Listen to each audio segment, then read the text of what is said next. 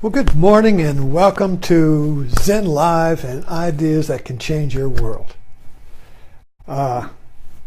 Or, as Robin Williams said, good morning, Vietnam. So, last night I watched the third edition of Ken Burns' documentary, and it keeps generating greater pictures or understanding of myself and the history of our country. And since I'm 80 years old, I was a young adult I was teaching high school in the 60s. I graduated from, well, let me see, I can't even think how old I was, but I was in my mid-20s, up in there. And I got married in 1960. And but then I think I was 23 when I got married. So anyway, I was a functioning adult during that time, and watching Ken Burns' documentary is a lot like watching Mad Men, in that Mad Men span the 60s and so this documentary spans the 60s, because the Vietnam War was the whole 60s. I mean, there was like little advisors over there, and it just grew to a crescendo about 66, 68. It became insane, and everything cracked open. So I wanted to talk a little bit about this cracking open, because I've left this egg here. And then this last night's episode was the 65, 66, 68, in that period, 65, when the troop acceleration increased and the draft was coming to get you. And I've forgotten this, but you could get out of the draft if you had influence, or if you could get into the reserves, like George Bush, and if you had influence, you could get out of the draft because you could get in the reserves, and then you wouldn't be called up, or you get into college. But then, and so the initial troops that went to Vietnam were the working guys, the working stiffs, your average Joes, black and white. But then they started running out of them. And so it was called ranking. And if you were in college and your grades got below a certain rank, you got drafted. Imagine that. This is a life and death issue, because if you went to Vietnam, you were most likely going to die. I mean, this was Hurt Locker with the bomb deconstructor. If I put the wire here, I live. If I put it there, I die. Life becomes very simple when you have life and death choices. But another thing that came out in this was that this developing story, and so a lot of the, as Ken Burns, he mixes in anecdotal personal stories with the factual stories. So it's a beautiful blend of personal and factual, subjective and objective, and it creates a mosaic.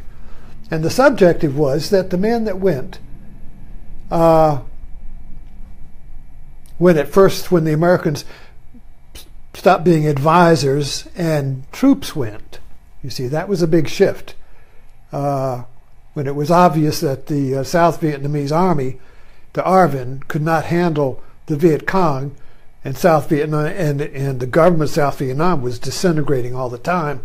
So Westmoreland says, send in the Marines, send in the 1st Cavalry, the apocalypse, the whole, the Marines have landed. I remember, back in 1950 with Korea, and I remember when the Korea War started, and the South Korean army was being pushed back by the North Korean army, and we sent in the Marines. Incheon landing. And I remember then, That's over. The Marines have landed. The Marines were like gods. The Marines, the whole Pacific War, the Marines have landed and took the islands. Glory, Iwo Jima.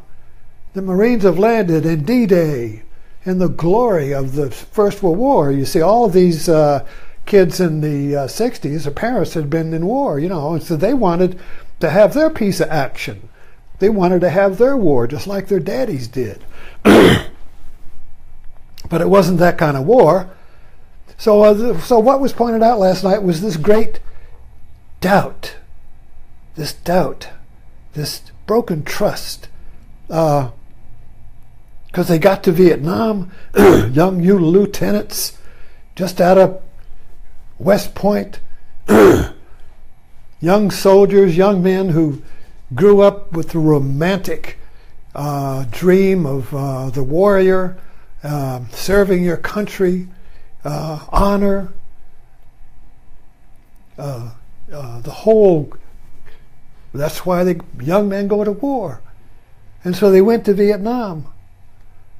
And they ended up by destroying villages and lighting the roofs of the houses, and the little people screaming and crying, and this is not honorable.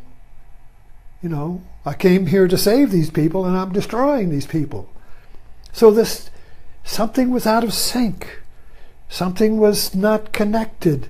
The inner and the outer weren't putting together. It's like you have a cup of the inner and the outer, and it's all one cup.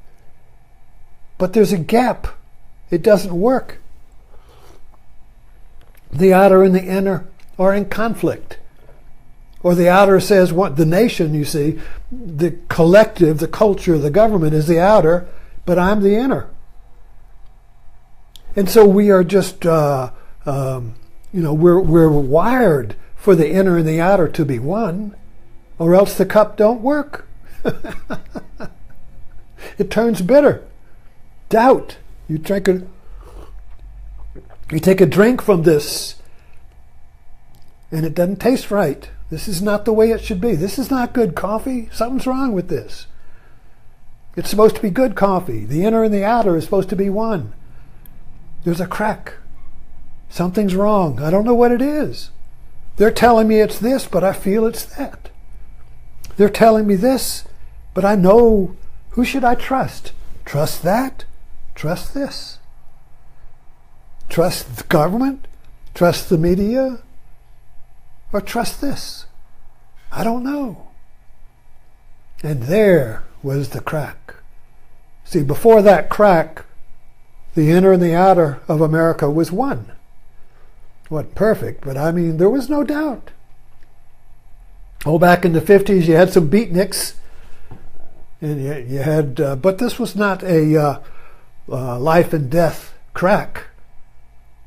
But Vietnam was a life and death crack. You're going to die. You're going to sacrifice yourself willingly. Are you going to be a willing sacrifice for something that you don't believe is true? No. And so the movement started. And the great split began to get wider. And they had I've forgotten this, but they had, the big thing back in the 60s was ins. Like they had teach in, sit in, something in. That meant kind of like a happening.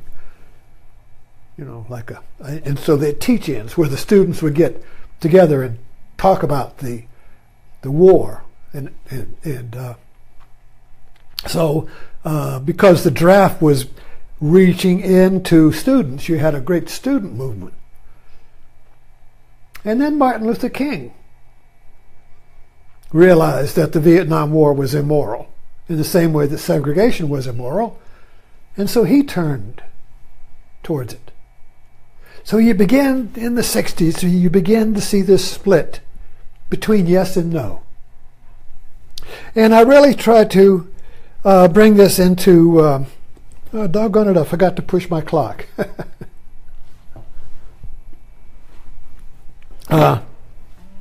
Wish you could remind me to push my clock, my timer. Next time, remind me.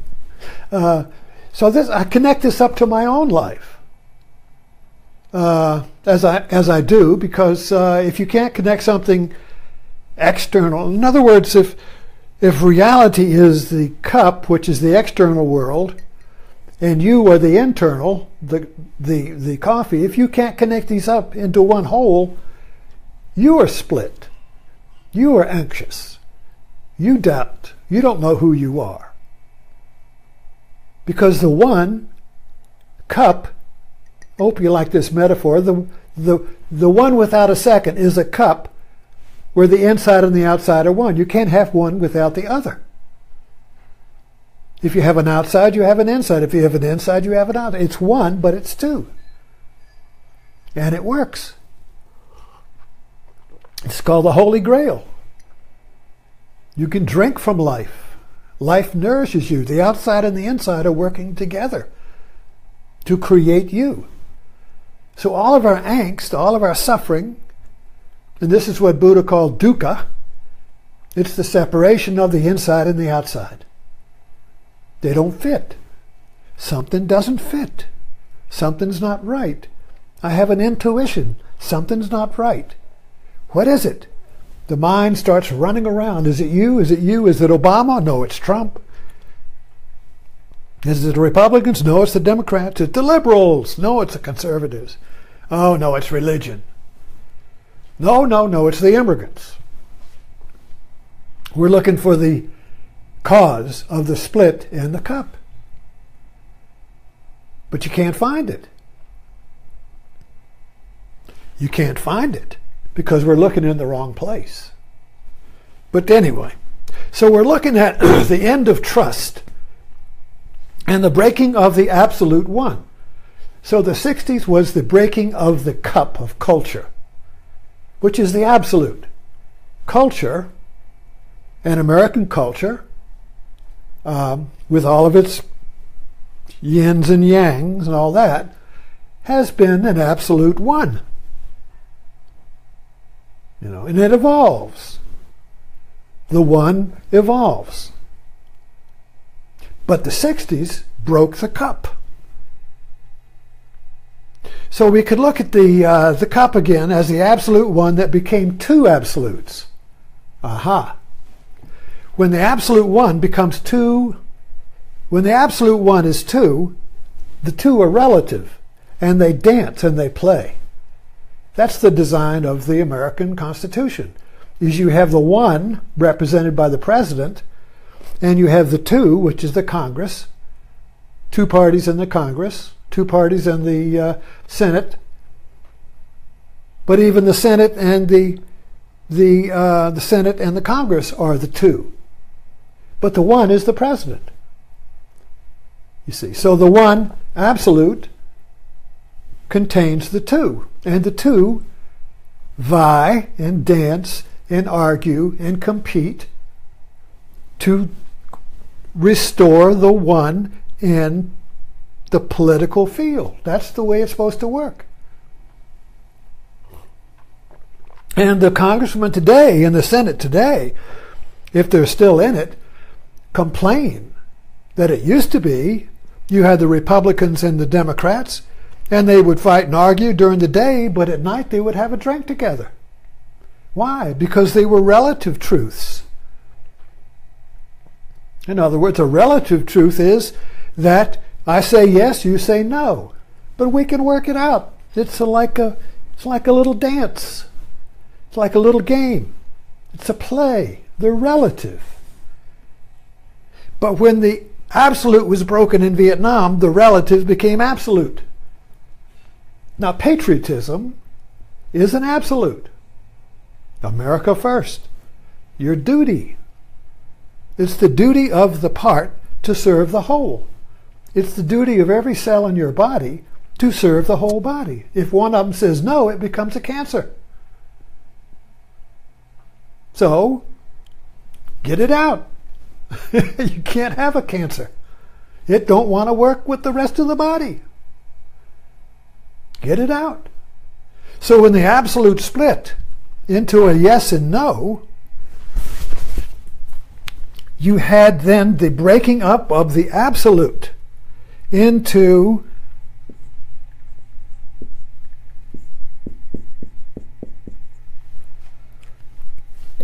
two wholes.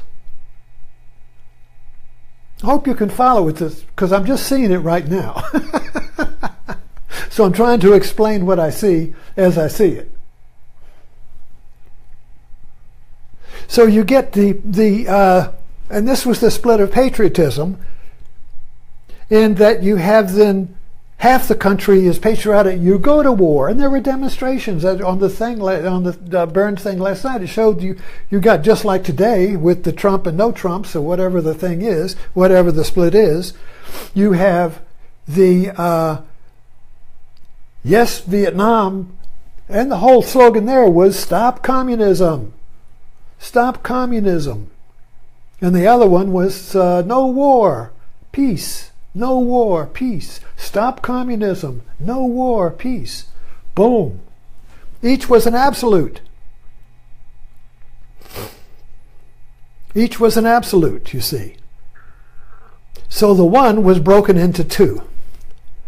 So now this, when you break, you see, absolute means absolutely right. No compromise. So I have so many friends on Facebook, and we get into these opinion wars, and their position is absolute. I will never agree with you. Oh, you have the right to say no, but my yes is absolute. I'll never change. I don't care. So you are predetermined to keep the split. It's a closed system. So the two split, to see when the absolute splits, each becomes a closed system. So it's no longer a dance, you see. Now it becomes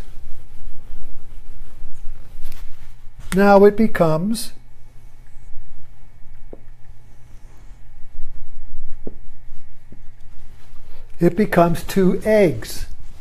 Instead of having one absolute that has a yes and a no yes, and they dance to keep creating the new egg through policy, through government.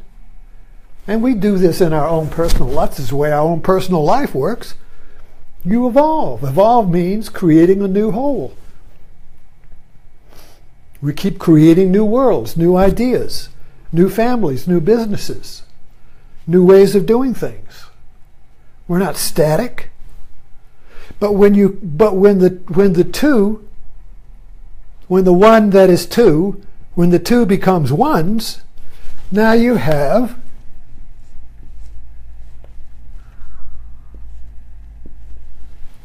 it's like two yolks in one egg. Which one's going to be the chick?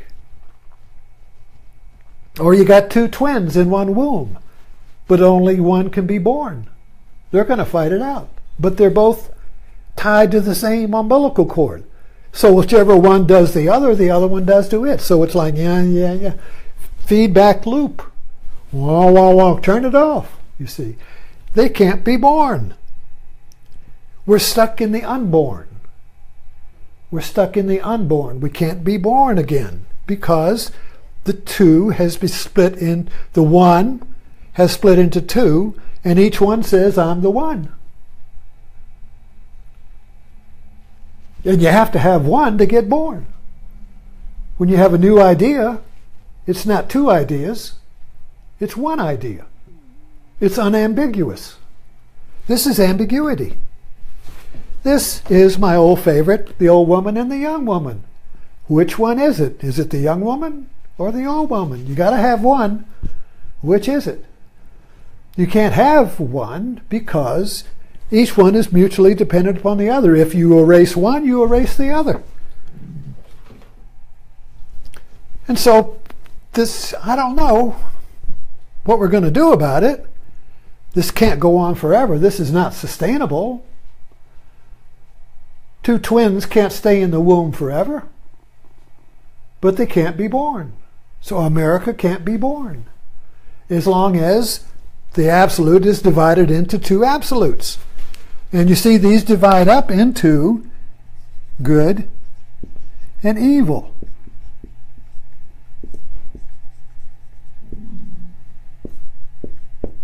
see? Absolute means absolute good, absolute evil. And you see this, when religion got injected into, now religion deals with absolutes. God is one, period. That's it. So religion is the field of culture that deals with absolutes, values. But when you inject this absolute value into the field, the material field of things, of life, you see, now you have an overlay of absolute goods over a relative field. You see the problem? The field of material field, the material field of reality is relative. Everything is mutually dependent upon something else. There are no absolutes in the material field because everything is changing. This is the essential message of Buddhism. Impermanence, everything. If something can change, it's not absolute. Absolute means unchanging, static. Because absolute means there's no second. Nothing can change it. I am absolutely right means that no truth can change me in the relative field of form. See, so form is relative. Everything changes. Everything's being born and dying. It's like an ocean. The field of the material field is like an ocean. It's full of waves, you see. Looks like that. But there is no absolute wave. This wave is not the absolute wave, you see. The ocean is the absolute, but the ocean holds all the waves. So when you get into Amierca, there is an absolute Amierca, but it's not visible. It's like a transcendent, it's like a vision, it's like a whole that everyone relates to, Amierca. But we're Americans and we're a wave, so we're going to work it out, you see. The relative keeps working out the absolute, but the absolute is never relative. In the sense that the absolute cannot be made into form and says, I got it. We're never going to change. I absolutely got it. This is it. No more evolution. No more change. You see. So there is a confusion of the transcendent absolute that never becomes concrete because it's always transcendent with the concrete. So in the 60s, the trust was broken. The trust in the transcendent absolute of Amierca was broken and split into two patriotic Americas, both absolute. It's patriotic to see a false war and not go. It's patriotic to go to war no matter what. So the cup was split. The outside said, stop communism, go to Vietnam, do your duty. The inside said, wait a minute, my heart says this is not true. It doesn't fit. We're not doing it. We're losing. We're not helping anybody there. I feel it. I feel that this is wrong. But the culture says it's right. The culture says, go, it's right, your duty. But my heart says it's wrong. So now I'm split between my heart, my subjective, and my objective. So the split was individually as well as the culture.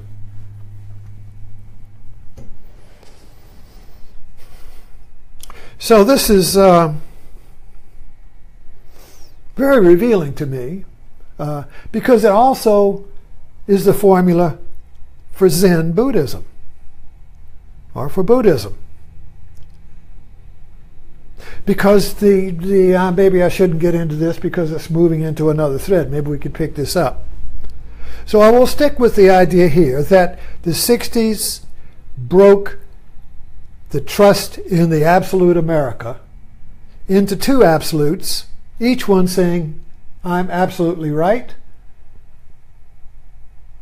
And it was a matter of life and death. because people were dying. And I really see that this absolute division of America into two absolutes morphs through time now into our present day. And just the fake news and the true news. What's real? Alternate realities. Trump has taken the broken, Trump actually creates this kind of division, and we can watch him do it. He creates confusion and the split in his staff, and he creates a division so that he can be here, kind of like the kid who stirs up a family fight and sits back and smiles. You see, because and here again I'm getting into another thread, but I'm just saying that this broken trust and the division of America into two Americas, each one absolutely right, because it's not resolved, it's not healed, it's not transcended, it just morphs into new forms of conflict.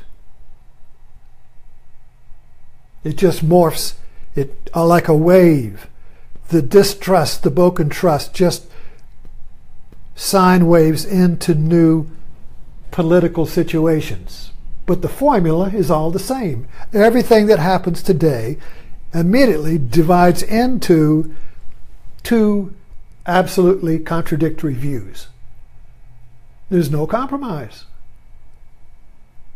Because if your view is absolute, then it's good, and the other view is evil, and you can't compromise with evil. End of America. End of life, because life is a wave. You see.